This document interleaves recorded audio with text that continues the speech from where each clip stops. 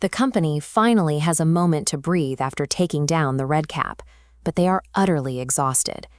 They set up a hurried camp at the edge of the dark wood, surrounded by a protective ring of ash. The pack animals stamp uneasily, sensing unseen things moving in the dark trees.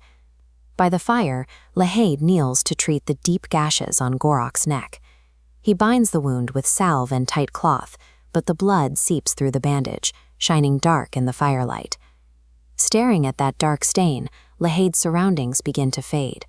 The chatter of the camp and the rustle of the trees pull away. His mind slips entirely out of the present, dropping him into a dreamlike, physical memory of his childhood. He is small again, peering through the half-open door of a timber cabin. Inside, his foster mother is in agonizing labor, and there is blood everywhere in the room. Beside her stands Lahade's foster father, a massive orc warrior capable of breaking kindling with bare hands, but right now, his hands are trembling in terror. Spotting the child, the father crosses the room and gently grabs Lahade by the tunic. He sets him down in front of a small, carved wooden shrine and commands him to pray, and to pray louder if the screams get worse.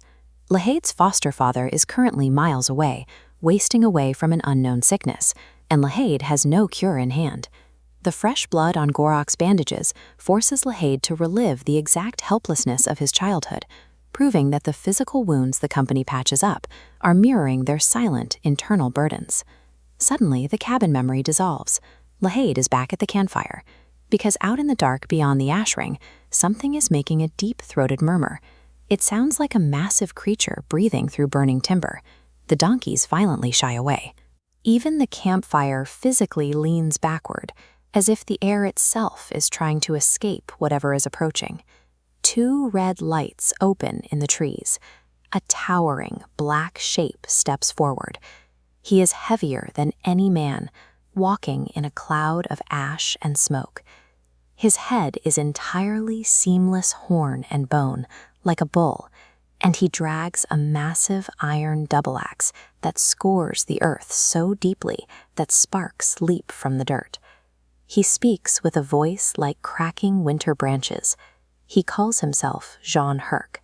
He is a bound servant of the forest, a cursed warden who monitors the woods for his lady. And then he calmly asks if anyone is going to invite him to sit by the fire.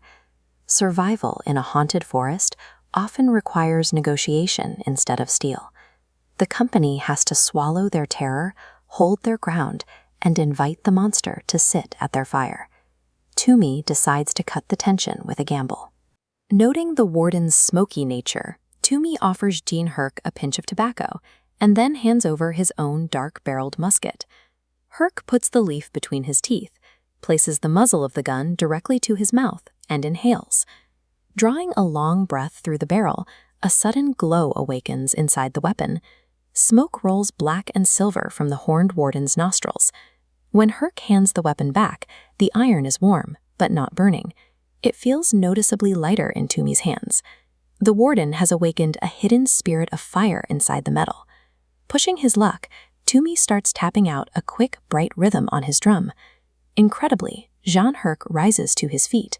The colossal, terrifying warden begins to dance, sweeping his horns and whirling his massive axe with absolute precision. The wind picks up. Black streamers of smoke spin off Herc's body, and the surrounding beech trees actually bend and straighten in time with the rhythm. Herc throws back his head, laughs, and vanishes into a thick cloud of smoke, leaving behind a single whispered word on the hot wind: call. By offering hospitality instead of drawing weapons, the company turned a lethal encounter into an alliance. They go to sleep with an upgraded weapon and a supernatural favor in their pocket. The next morning, the company resumes their hunt.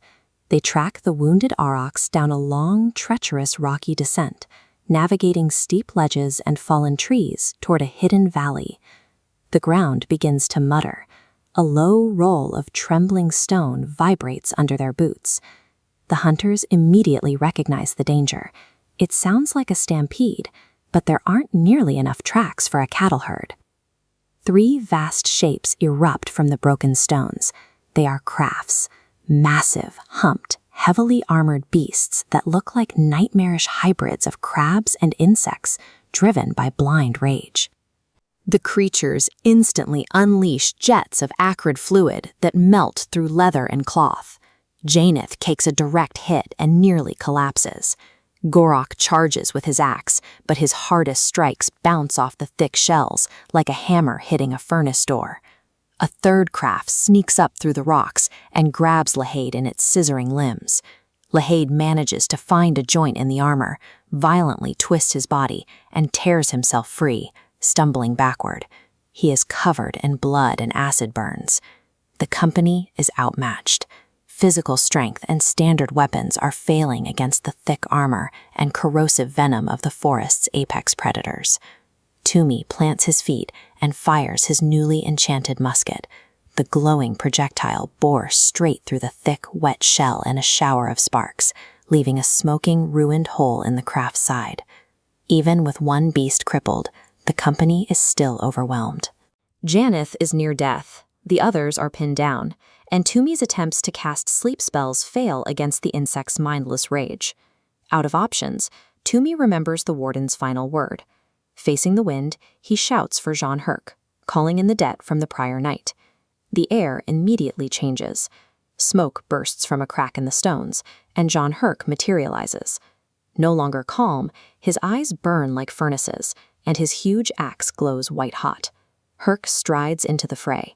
With an impossible reach, he cleaves the crippled Croft in two, and then crushes a second beast with a sweeping blow that leaves fire licking the air behind his axe head. Within seconds, the ambush is completely broken. When brute force and standard magic fail, honoring a bargain with a mythic entity becomes the ultimate tactical failsafe. Toomey steps forward to thank the warden, but Herc cuts him off.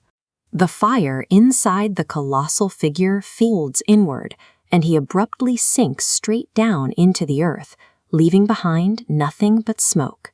The quiet drops back over the mountainside. The company stands among the dripping acid, totally exhausted. They frantically wash their burns, bind their wounds, and gather whatever gear survived. Finally, Keegan points her spear down the rocks. Ahead, they hear a babbling stream of water and the heavy breathing of massive resting beasts. They have reached the babbling brook, the domain of the lady. They have survived the direct physical horrors of fire and insect claws. But as they step toward the water, they leave straightforward combat behind, entering a tranquil domain where the magic is quiet, protective, and far more mysterious.